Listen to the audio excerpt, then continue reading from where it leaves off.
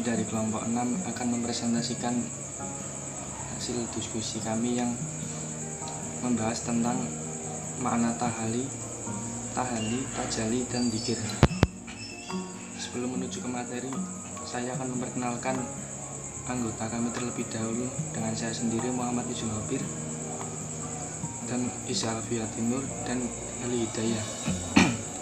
Langsung saja menuju ke materi. Yang pertama, makna tahali, tajali, dan dzikir.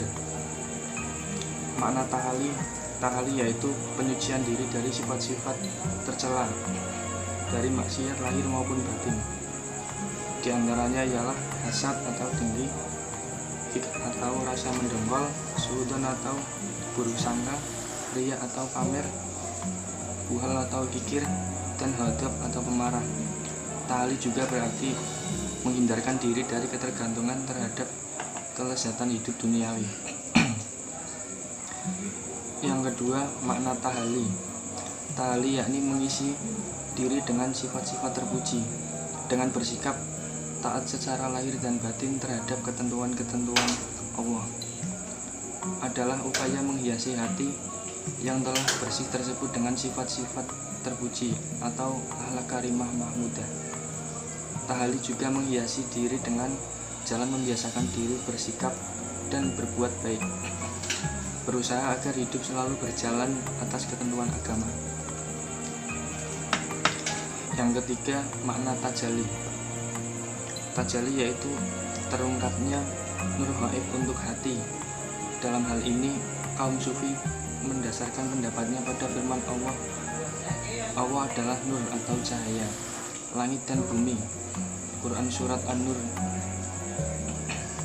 Juz 24 ayat 35. Menurut Mustafa Syahri, tajali diartikan sebagai lenyapnya hijab dari sifat-sifat kemanusiaan, tersingkapnya nur yang selama itu gaib, dan lenyapnya segala sesuatu ketika muncul wajah Allah.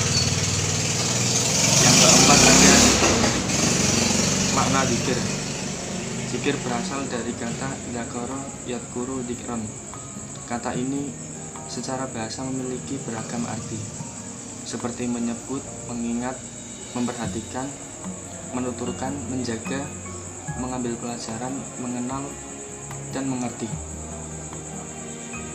Kata dzikir pada mulanya berarti mengucapkan dengan lidah atau menyebut sesuatu. Maka ini kemudian berkembang menjadi mengingat, karena mengingat sesuatu seringkali mengantar lidah menyebutnya. Saya Isa Alfiatinur, NIM 41191159. Saya akan membacakan bagian yang kedua, yaitu tingkatan dan hubungan tahali, tajali, dan dzikir. Yang pertama, tingkatan tahali. 1. Taubat. Al-Ghazali mengklasifikasikan taubat menjadi 3 tingkatan, yaitu 1. Meninggalkan kejahatan dalam segala bentuknya dan beralih pada kebaikan karena takut terhadap siksa Allah. Yang kedua, beralih dari satu situasi yang sudah baik menuju situasi yang lebih baik lagi. Dalam tasawuf, keadaan ini sering disebut dengan inabah. Yang ketiga, rasa penyesalan yang dilakukan semata-mata karena ketaatan dan kecintaan kepada Allah. Hal ini disebut aubah. Yang kedua, khauf dan raja. Menurut Al-Ghazali, raja adalah rasa lapang hati dalam menantikan hal yang diharapkan pada masa yang akan datang yang kemudian terjadi. Raja merupakan sikap hidup yang selalu mendorong seseorang untuk lebih banyak berbuat dan beramal saleh sehingga menjadi taat kepada Allah dan Rasul-Nya. Biasanya orang yang memiliki sikap raja juga memiliki sikap khauf. Yang ketiga, zuhud. Zuhud terbagi menjadi tingkatan, yaitu 1. Zuhud yang terendah, ia adalah menjauhkan diri dari dunia ini agar terhindar dari hukuman akhirat. Yang kedua, menjauhi dunia dengan menimbang imbalan akhirat. Yang ketiga, merupakan makam tertinggi adalah mengucilkan dunia bukan karena takut atau karena berharap, tetapi karena cinta kepada Allah. Yang keempat, fakir. Fakir bermakna tidak menuntut lebih banyak dan merasa puas dengan apa yang sudah dimiliki sehingga tidak meminta sesuatu yang lain. Yang kelima, sabar. Menurut Al-Ghazali, sabar adalah suatu kondisi jiwa yang terjadi karena adanya dorongan ajaran agama dalam mengendalikan hawa nafsu. Yang keenam, ridho. Menurut Ibnu Ajibah, ridho adalah menerima hal-hal yang tidak menyenangkan dengan wajah senyum ceria. Yang ketujuh, muraqabah. Muraqabah adalah mawas diri. Selanjutnya, tingkatan tajalli.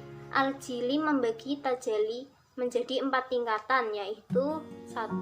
Tajalli af'al adalah tajalli Allah pada perbuatan seseorang, artinya segala aktivitasnya itu disertai kudratnya dan ketika itu dia melihatnya. Yang kedua, tajalli asma, yaitu lenyapnya seseorang dari dirinya dan bebasnya dari genggaman sifat-sifat kebaruan dan lepasnya dari ikatan tubuh kasarnya. Dalam tingkatan ini tidak ada yang dilihat kecuali hanya zat as-sirfah atau hakikat gerakan, bukan melihat asma. Yang ketiga, tajalli sifat, yaitu menerimanya seorang hamba atas sifat-sifat ketuhanan, artinya Tuhan mengambil tempat padanya tanpa hulul zatnya. Yang keempat, tajalli zat, yaitu apabila Allah menghendaki adanya tajalli atas hambanya yang memfanakan dirinya, maka bertempat padanya karunia ketuhanan yang bisa berupa sifat dan bisa pula berupa zat. Disitulah terjadi ketunggalan yang sempurna. Selanjutnya, tingkatan zikir. Ibnu Athaillah dalam hal ini membagi zikir dari segi tingkatan menjadi 3, yaitu 1. Zikir bil lisan. Ia merupakan zikir yang sifatnya umum. Yang kedua, zikir bil qalbu atau zikir yang dilakukan dengan hati. Ini adalah zikir orang-orang yang terpilih yang mempunyai keyakinan. Yang ketiga, zikir dengan jiwa. Ini adalah zikir orang-orang pilihan dari yang terpilih yang merupakan zikir orang-orang arifun yang menghentikan zikir mereka sendiri dengan mengingat kontemplasi Tuhan. Selanjutnya, hubungan tahalli, dan tajalli. Tahalli merupakan langkah pertama yang harus dilakukan oleh seorang sufi. Tahalli ialah membersihkan hati dengan mengosongkan hati dari sifat yang tercela seperti rasa dengki, hasud, sombong, dan rasa kecintaan yang berlebihan kepada dunia. Sebagai tahapan yang kedua ialah tahalli, yaitu mengisi hati yang dikosongkan tadi dengan sifat-sifat yang terpuji dengan cara berperilaku yang terpuji dan mensibukkan hatinya kapanpun dan dimanapun dengan berzikir kepada Allah. Yang ketiga, tajalli, yang merupakan kelanjutan proses dari tahalli dan tahalli, yang intinya terbukanya pintu hijab yang membatasi manusia dengan Tuhan. Para kalangan sufi menyebut dengan ungkapan ma'rifah. Assalamualaikum warahmatullahi wabarakatuh. Perkenalkan, nama saya Eli Hidayah, NIM 41196160. Di sini saya akan melanjutkan pembahasan yang ketiga, yaitu mengenai praktik tahalli, dan tajalli. Yang pertama, mengenai praktik tahalli. Ada beberapa sifat yang perlu dibersihkan ketika seorang salik ingin mempraktikkan tingkatan tahalli ini, yaitu harus bisa menjauhi sifat hasud, iri atau tinggi, menjauhi sifat hik, benci atau mendengus, menjauhi sifat su'udzon, berburuk sangka, menjauhi sifat takabur, sombong atau bongah, menjauhi sifat ujub, berbangga diri, menjauhi sifat riya, suka pamer kemewahan, menjauhi sifat suma'ah, mencari kemasyhuran, menjauhi sifat bakhil, kikir, menjauhi sifat hub al-mal atau materialistik, kemudian menjauhi sifat tafakur, bersaing dalam kebanggaan diri, hodobah, marah, menjauhi sifat namimah, menyebar fitnah, menjauhi sifat kidib, berbohong, menjauhi sifat khianat, tidak jujur atau tidak amanah, kemudian menjauhi sifat hibah, membicarakan kejelekan orang lain. Kemudian untuk praktik tahalli, sifat-sifat yang menyinari hati itu oleh kaum sufi dinamakan sifat-sifat terpuji atau akhlak mahmudah, yang diantaranya adalah selalu bertaubat, yaitu menyesali dari perbuatan tercela, khauf atau takwa, perasaan takut hanya kepada Allah, sifat ikhlas, niat dan amal yang tulus dan suci. Kemudian selalu bersyukur, rasa terima kasih atas segala hikmah. Kemudian selalu zuhud, hidup sederhana dan apa adanya. Kemudian selalu bersabar selalu bersabar, tahan dari segala kesukaran. Kemudian ridho, rela dalam menerima takdir Allah. Kemudian bertawakal, berserah diri kepada Allah. Muhabbah, perasaan cinta hanya kepada Allah. Kemudian dzikrul maut, yaitu selalu ingat akan kematian.